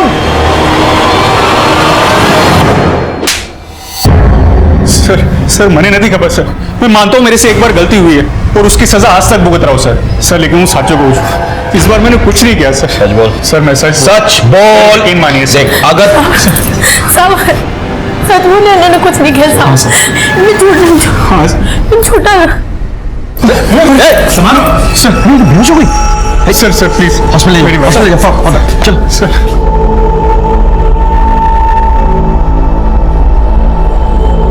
इनका कोई रिश्तेदार है यहाँ पे?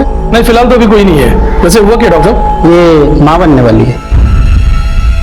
ठीक है आप एक नंबर नोट कर लीजिए, 444। क्या हेतल मां बनने वाली है? भाई कपाल ने मेरी सुन ली। वकील साहब कल्पेश की जल्द से जल्द जमानत करवा दो। पैसे की चिंता मत करो, जितने लगेंगे मैं सब दूंगी। माँ वो कल्पेश भाई बाहर खड़े हैं। थैंक यू सो मच माँ, thank you so much. Thank you मैंने नहीं, अपने बीवी को बोल, माँ बनने वाली है वो। अगर अपनी जिम्मेदारी का जरा भी ख्याल है ना तुझे, तो जाके पहले उसका ख्याल रखना। ठीक है माँ।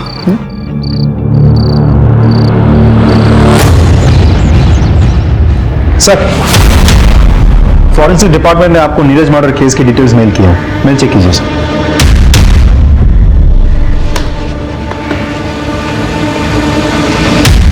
इस रिपोर्ट के मुताबिक नीरज को 2 अलग अलग गन से शूट किया गया था।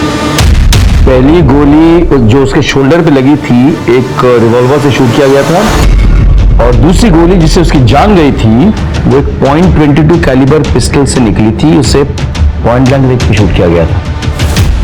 यानी क्लियर है सर, लेकिन एक मामूली से अंगाड़ी या कुरियर वाले लड़के को मारने के लिए 2 गन्स का इस्तेमाल किया गया है। बात कुछ हजम नहीं हुई सर। रमन ने कल्पेश की जमानत करवाई। हाँ क्यों? तुमको पता है ना वो कैसा है? वो जो भी है जैसा भी है हमारा छोकरो छे। और आपने पुलिस को आगे उसका नाम लिया ही कैसे? बहुत सही किया, लेकिन तुमने उसकी जमानत करके बहुत गलत किया। गलती मैंने नहीं, तुमने की है। छोटी सी गलती के लिए नारा डिकरा ने घर से बाहर निकाल दिया। वो जुआ खेलने के लिए मेरे बिजनेस का पैसा चुराया उसने, छोटी सी गलती है। बिजनेस तमारो नहीं, मारो छे। और अगर बच्चे गलती करते हैं ना तो माँ बाप उसे सुधारते हैं। मामा कल पे बच्चा नहीं है तो मैं क्या करती? उसको लॉकअप में रखती, उसके बीवी को अकेला छोड़ती।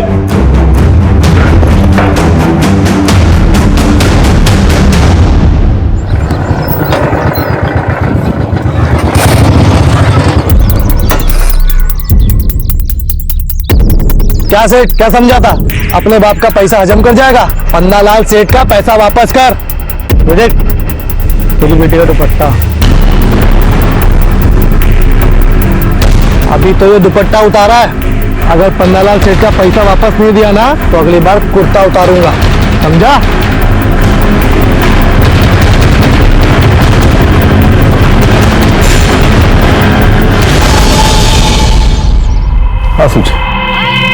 हाँ सूझे अंदर चल।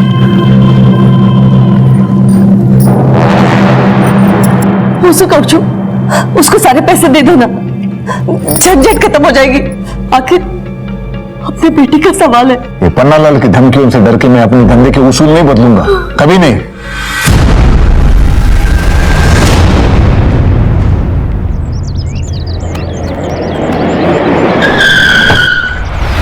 क्या कर रहे हो? छोड़ो छोड़ो छोड़ो छोड़ो छोड़ो मुझे। दया, तुम जरा पता करो कि हाल फिलहाल एक रिवॉल्वर और एक .22 कैलिबर पिस्टल किसने खरीदी। हो जाएगा सर, चलता हूं। आपको क्या लगता है सर? मेरे थ्योरी के हिसाब से एक वो नौसिखिया जिसने उसके कंधे पे गोली चलाई और दूसरा प्रोफेशनल जिसने पॉइंट ब्लैंक रेंज में उसकी छाती पे गोली लगाई। लेकिन क्यों? तुम्हें क्राइम सीन याद है सर? नीरज की बॉडी, उसकी शर्ट के बटन्स किस तरह से खुले हुए थे? ऐसे कमीज के अंदर ही आंगड़ियां अपनी कीमती सामान छुपाते हैं, यानी किसी को पता चल गया। लेकिन साथ ही साथ तुमको याद होगा उसका वॉलेट निकला हुआ था, किस तरह से उल्टा पड़ा हुआ था, यानी कि किसी ने उसके पॉकेट्स और वॉलेट भी टटोले थे। मतलब पहले कोई नौसिखिया और फिर प्रोफेशनल आदमी। करेक्ट। लेकिन सोचने की बात यह है कि ऐसी सीक्रेट बात एक नौसिखिया और एक प्रोफेशनल दोनों को पता चल गया था। कैसे?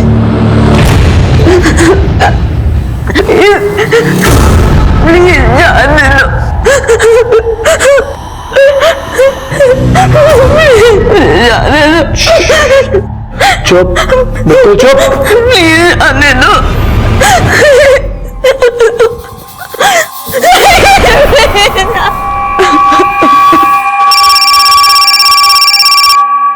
सुगांधी सेठ, तेरे क्या लगा? मैं सिर्फ भौंकने वाला कुत्ता हूँ। अरे पन्नालाल सेठ नाम है मेरा। मैं भौंकता भी हूँ और काटता भी हूँ। अगर तूने मेरे पैसे नहीं दिए ना तो ये सिर्फ ट्रेलर था, मैं तुझे पूरा पिक्चर बना के दूंगा, समझा क्या? हेलो हेलो,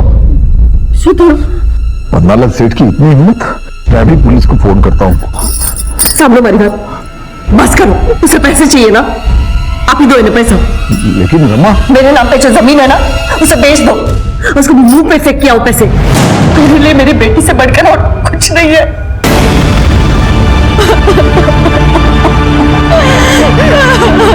अक्सर लड़कियों के साथ हुए मोलेस्टेशन, छेड़खानी, यहां तक कि बलात्कार जैसे संगीन अपराध में भी लोग पुलिस तक नहीं आते।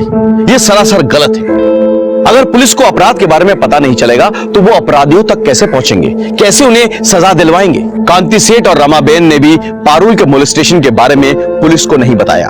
उधर नीरज के मर्डर केस में किसी के खिलाफ हमें कोई सबूत नहीं मिल रहा था। हम इन्हीं चीजों में उलझे हुए थे कि अचानक कुछ ऐसा घटा जिसने इस केस की दिशा पलट दी।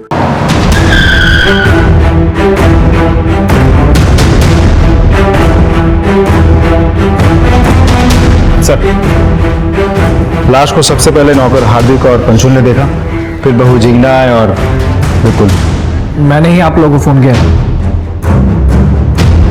पूरी जगह को देखकर ऐसा लग रहा है जैसे किसी ने कुछ भी टच तक नहीं किया है।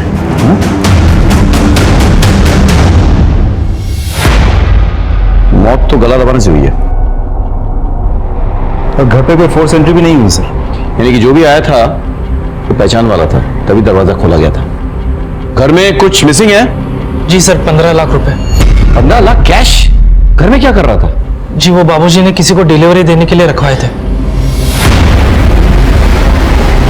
एक काम करो अजय सर, आस पड़ोस से पता करो किसी ने किसी को यहाँ आते हुए देखा था या नहीं। सर आपने कुछ सुना? जी नहीं, दोपहर में तो यहाँ पे सन्नाटा छा रहा था। कई लोग सत्संग में चले जाते हैं और बाकी बच्चे लोग सोए रहते हैं। आपने लड़ाई झगड़ा या कोई चीखने की आवाज सुनी? नहीं साहब, हमने कोई आवाज नहीं सुनी। ठीक सर, हम दोपहर को यहाँ आए थे रमाबेन के साथ सत्संग में जाने के लिए, लेकिन दरवाजा लॉक था तो हमें लगा कि वो सत्संग में होगी, इसलिए हमें जता रहा। पारुल कहाँ है? बाबूजी और पारुल अहमदाबाद गए हैं। एक बात बताइए, ये हार्दिक और पंशुल पे आपको कोई संदेह है? मतलब ये दोनों भी तो मदद कर सकते हैं ना? नहीं साहब, आप बंदे तो भरोसा ना मानसो छे। भरोसे वाला हाथ ही सबसे पहले पीठ में छुरा भोगता है। अजय इन दोनों को थाने ले आओ और पोस्टमार्टम के बाद बॉडी सौंप दो फैमिली को। साहब गांधी सेठ कल देर रात तक ऑफिस में ही थे। ये राहु काल शुरू होता ना इटला माटे, पर फिर आज मुंबई में 15 लाख रुपए भिजवाने थे तो पैसा लेकर सेठ घर पे चले गए क्योंकि दुकान में नहीं रख सकते ना, और हम भी साथ में थे साहब। मामा 15 लाख से कबाड़ में रख देना और तुम लोग कल दोपहर के बाद आ जाना। कल सुबह मैं अहमदाबाद जा रहा हूँ डिलीवरी के लिए, तो शाम तक लौटूंगा।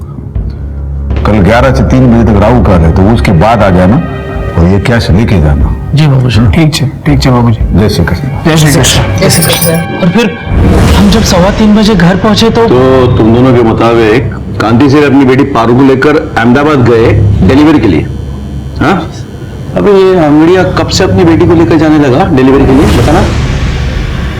तो ये बोल रही है? नहीं सर, कहीं नहीं। एक मिनट खड़े हो जा, बैठ।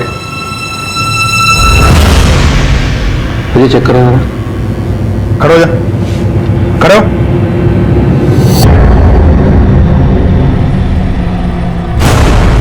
क्या है ये? सर ये कहां से है? सर गांधी सेठ ने दिया था। बाबूजी बंदूक? खबर से मने अपने धंधे में आज तक हमने गन वन कभी रखा नहीं था, लेकिन तुमने देखा ना नीरज के साथ क्या हो गया। सेठ ने दिया था? सच में सर? इलीगल आर्म्स लेके घूमते हो? हो सकता है 15 लाख की लालच में रमाबेन की हत्या तुम दोनों ने की हो। नहीं सर, अजय बंदूक जब्त करो, ठीक से पूछताछ करो। सर कुछ नहीं।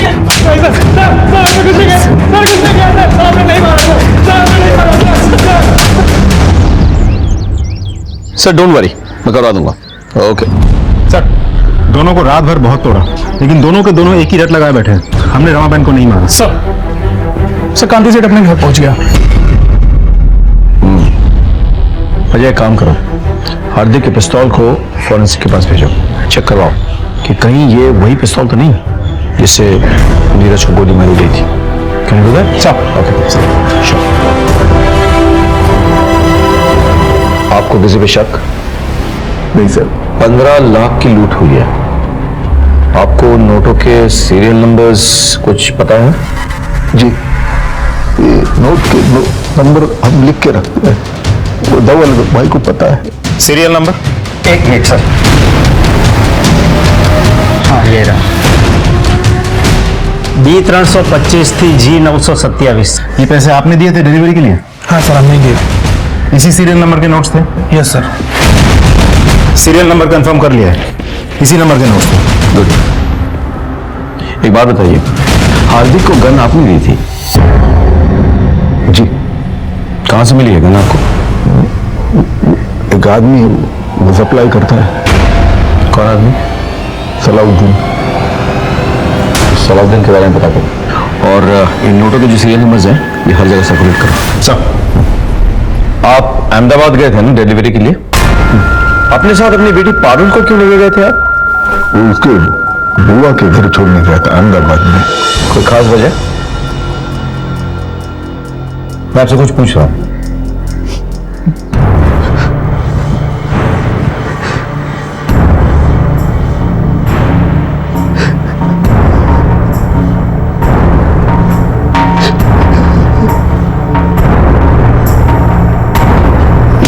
नहीं साहब, साहब नहीं साहब।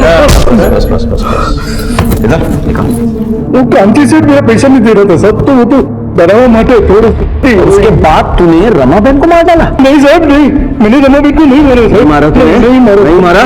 इसकी इतनी धुलाई करो कि इसके मन का मैल धुल जाए। बस। नहीं साहब, नहीं छोड़ दो साहब। सर, हमने सलाउद्दीन के अड्डे पर छापा मारा, लेकिन वो फरार है। अड्डे पर कोई नहीं मिला सर। सर, रमाबेन की पोस्टमार्टम रिपोर्ट आ गई है। सर, उसे गला दबा के मारा गया था और गला दबाने के बाद उंगलियों के निशान भी मिटा दिया गया था। सर एक बात तो साफ है, जिस तरीके से गला दबाया गया है वो देख के तो लगता है मारने वाला कोई प्रोफेशनल नहीं था। रमाबेन नॉर्मली रोज दोपहर 12:30 बजे सत्संग के लिए जाती थी और लगभग उसी वक्त उनकी छोटी बहू जिग्ना टिफिन लेकर अपने पति की दुकान जाती थी। जी सर, मैं उस दिन के करीब 12:30 बजे निकली थी, लेकिन मम्मी जी किसी का इंतजार कर रही थी, शायद पंशुल और हार्दिक का। तो आप पहले से जानती थी कि कोई पैसा लेने आने वाला है? नहीं नहीं सर, मैंने नहीं खबर। मुझे तो अभी पता चला जब ये सारी बातें सुनी। मम्मी जी ने भी मुझे कुछ नहीं बताया था। मैं माँ के बगैर क्या करूंगा? हर कदम पर माँ ने मेरा साथ दिया था। माँ ने मेरे लिए नया टिफिन खरीद के उसमें मेरी पसंद के छोले बना कर दिए थे। किसने सोचा था कि वो आखिरी बार। सर कुछ समझ में नहीं आ रहा है कि दोनों केसेस एक दूसरे से जुड़े हुए भी हो सकते हैं, अलग अलग नहीं। अलग अलग हो सकते हैं, लेकिन मोटिव एक ही है, पैसा। पहले वाले केस में भी एक किलर नॉन प्रोफेशनल था और दूसरे में भी। तुमने घर वालों को ट्रैक किया है ना? ट्रैक किया सर, लेकिन कुछ सस्पिशियस नहीं मिला, सब कुछ नॉर्मल है।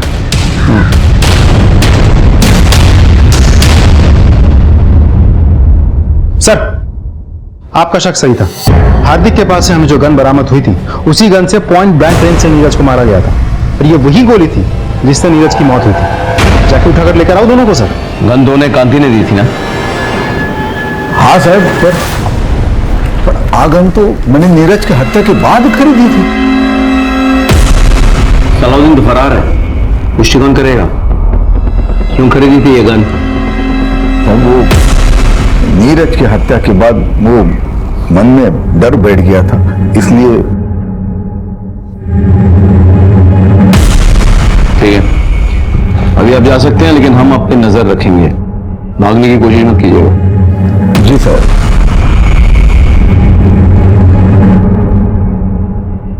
सर, इस कांति पे शक है? अजय, हमारे प्रोफेशन में शक करना कोई गुनाह नहीं है, बल्कि शक ना करना गुनाह है। कई बार जिस पे हमें शक ना हो वो असली अपराधी साबित हो चुका है। सर, पन्नालाल का वकील हाईकोर्ट से बेल पेपर लेकर गया। जाने दो उसे, लेकिन उसमें नजर रखना और कॉल रिकॉर्ड चेक करना। सर,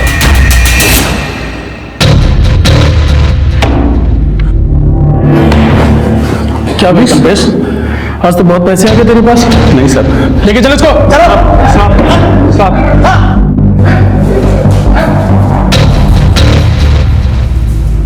खबर नहीं थी? नहीं सर। हाँ बोलो। सर, हमने एक जुए के अड्डे पर छापा मारा। यहाँ पर हमें उसी सीरीज के नोट्स मिले हैं जो कांति सेठ के घर से गायब हुए थे। सारे जुआरी पकड़े गए? Yes sir. सबको उठा के ले आओ और अड्डे के मालिक को भी ले आओ। ठीक है सर।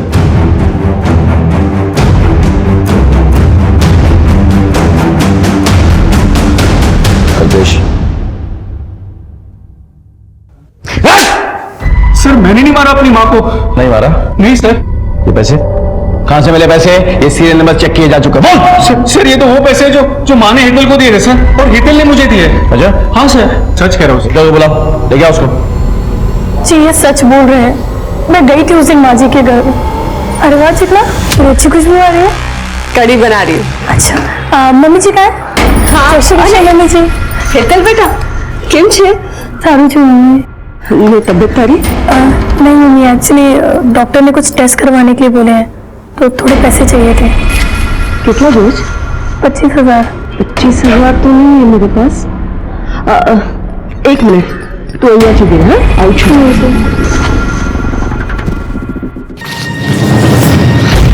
25,000। थैंक यू मम्मी जी। तेरे बापूजी ने 15 लाख रखवाए थे मेरे पास डिलीवरी के लिए, उसमें से निकाल के दे रही हूँ। पर मम्मी जी बापूजी को पता चला तो? अब मैं सत्संग जा रही हूँ ना, तो आती वक्त एटीएम से निकाल दूंगी और रख दूंगी इसमें। और वो पैसे लेके मैं वहां से चली गई।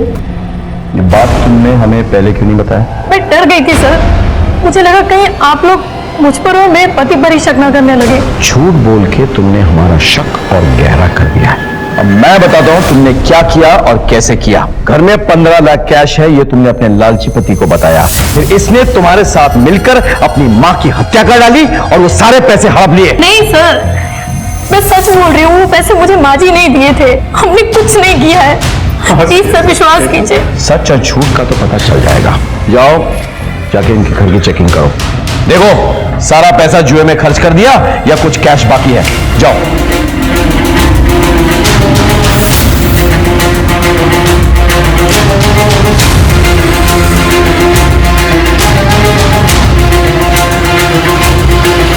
सर यहाँ तो पैसे नहीं मिले सर। ठीक है, तो वापस आ जाओ।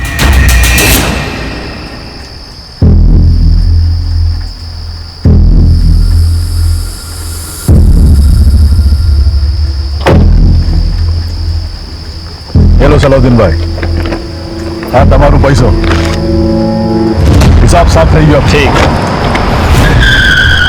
ए भाई ला पुलिस पकड़ो से।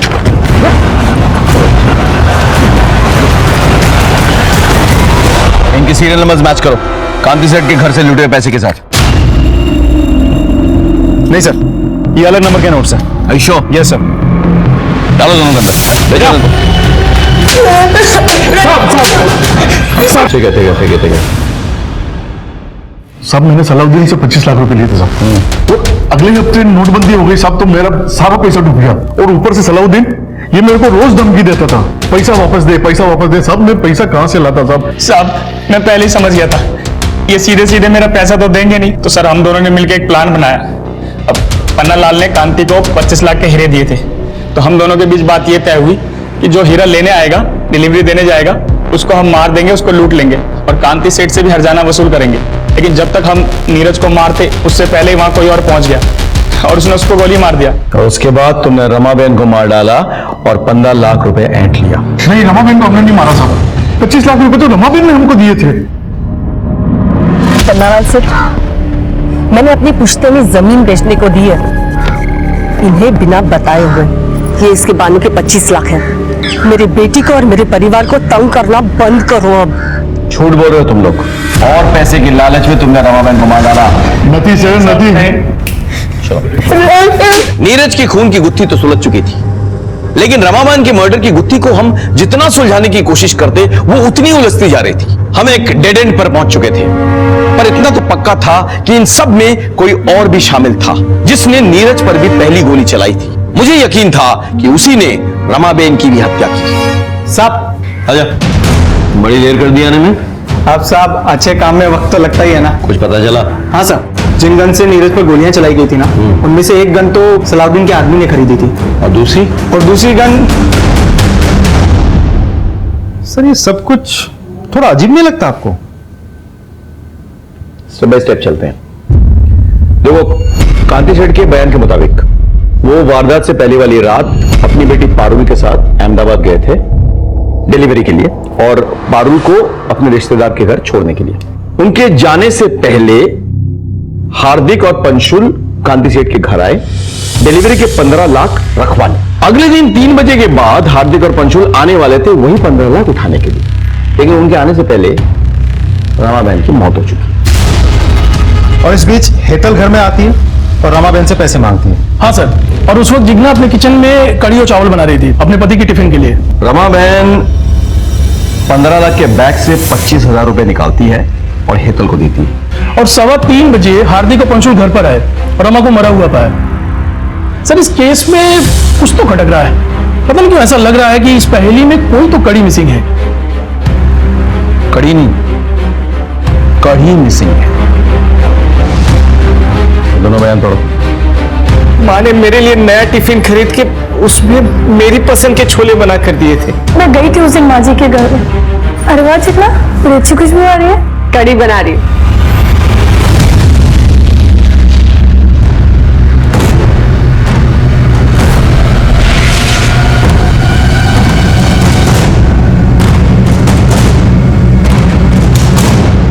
अपने आप सब कुछ उगलोगे या पुलिस वाला तरीका अपनाएं?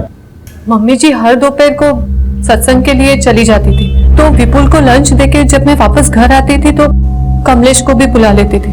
हम एक दूसरे से प्यार करने लगे थे, भागना चाहते थे एक साथ, पर हमें पैसे चाहिए थे। मैंने मम्मी जी को बाबूजी के साथ हीरो की डिलीवरी के बारे में बात करते सुन लिया था। मैंने कमलेश को बताया। और सर, मैंने प्लान बनाया कि मैं उस आदमी को बीच रास्ते में लूट लूंगा। उसके लिए मैंने एक बंदूक का भी तामझाम किया था। और रमाबेन को क्यों मारा? मैंने कुछ नहीं किया सर, कसम से। मैं जानती थी कि घर में कुछ कैश है। तेरे बापूजी ने 15 लाख रखे थे मेरे पास डिलीवरी के लिए। जैसे ही मम्मी जी सत्संग के लिए निकले, मैंने कमलेश को फोन किया। हम लोग कैश लेके निकलने वाले थे कि मम्मी जी वापस आ गए। क्या चल रहा है सब? मम्मी जी,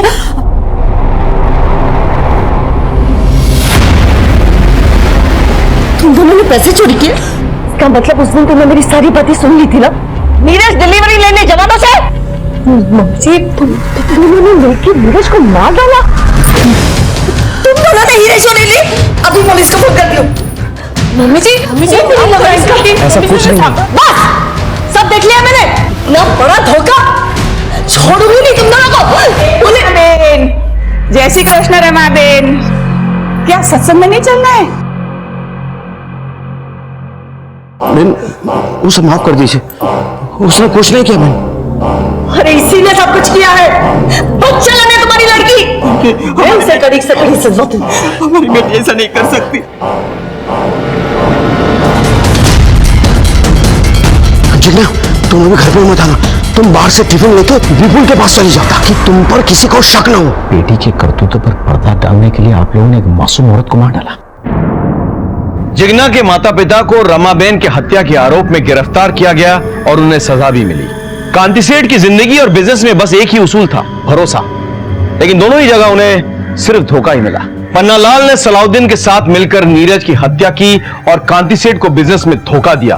वहीं जिग्ना की वजह से रमाबेन की जान चली गई। लेकिन सवाल यह उठता है कि क्या कांति सेठ और रमाबेन को इस बात की जरा भी दस्तक नहीं मिली? मैं सीनियर इंस्पेक्टर संजय बरोत आपसे विदा लेता हूं। फिर मिलेंगे एक नए केस के साथ।